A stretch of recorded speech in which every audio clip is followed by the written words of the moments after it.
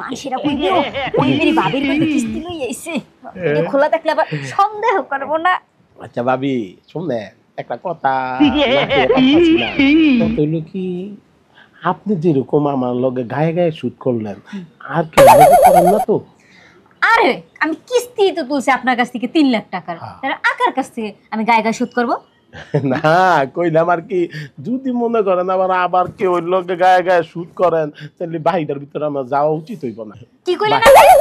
আরে না কইতাছিলাম যদি মনে করেন আপনি অন্য মানুষের কাছে যান, একটু মনে করেন অনেক মানুষের সিলবিস আছে, তারপরে খাদলি আছে, চুলকানি হয় এর লেগে আর কি কইলাম। আপনি কি আমারে মনে করছেন যে আমার চরিত্র খারাপ? আমার চরিত্র ঠিক আছে, আমার চরিত্র একবারে ফুলের মতো পবিত্র, খালি একটু কিস্তিটা গায়ে গায়ে শোধ করছি। তাতে কি হইছে? না দেখছি তো আপনি অনেক পরিষ্কার আছেন, সবকিছু দেখে তো আপনার কাছে গেছি, কি যে মজা পাইছি, কি যে ভালো লাগছে। আগামী সপ্তাহ লেগে প্রস্তুত থাকেন, এইবার আর 1 ঘন্টা লাগতো না, এইবার 10 মিনিটে শেষ হয়ে যাবো। যাই ভাবি আচ্ছা পারলে কিস্তি সপ্তাহটা আগে বাড়াইয়ে নেন, আর শুক্রবারটা আপনি বৃহস্পতিবার আনেন। আরে আগে বাড়ান যেত না, সপ্তাহে একটা আছে না, গেলাম বইরা আমি তো আই, যদি আগে আই তাহলে মানুষ মনে করবো যে আপনার লোক আমার জানি কেমন একটা সম্পর্ক আছে, আপনার জামাই থাকে না, বুঝেন নাই, এর লেগা আপনারে আমার ভালো লাগছে। তাহলে গেলাম বাবি, রুমে যান। হ্যাঁ স্যার শোনেন, দেখেন তো সামনের সপ্তাহ 2 কিস্তির টাকা একলগে নিতে পারেন কিনা, তাইলে আমার কিস্তি তাড়াতাড়ি শেষ হয়ে যাবে।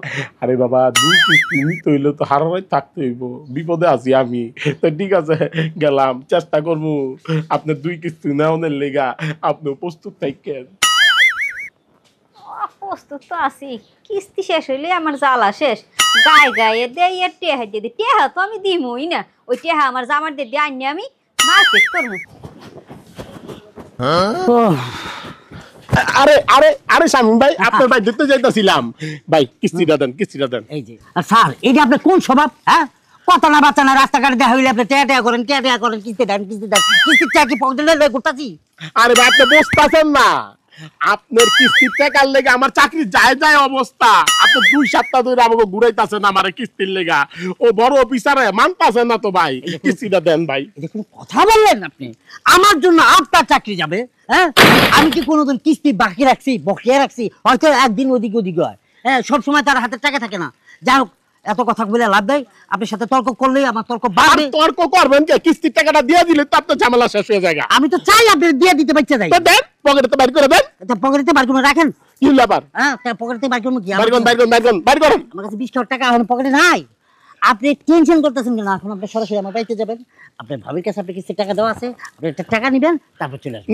না আমার মনে হইতাছে আপনি বাটপারি করতেছেন, আপনি চলেন, আপনি গিয়ে চলেন, আপনি আমার কিস্তির টাকা দিবেন। অন্য সময় থাকে না, কিন্তু আজকে আমি জানি যে আপনি আসবেন, আজকে আসবেন বলে আমি আপনার ভাবির কাছে টাকা দিয়েছি, আপনি গেলেই তো হয়েছে।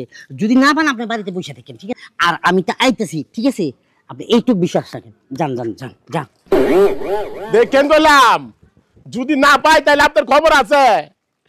বাটপারে ঘরের বাটপারে গতবার কিন্তু এই কথাই কয়ে গেছে।